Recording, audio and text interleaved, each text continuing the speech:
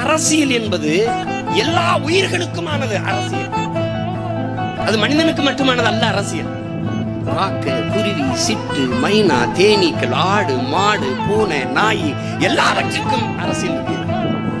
இருக்கா சீமான்? இருக்கு.